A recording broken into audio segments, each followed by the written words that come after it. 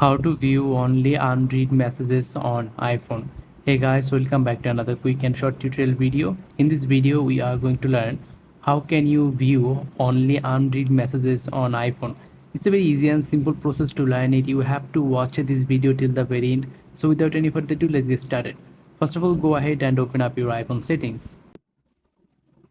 Now scroll down until you find messages.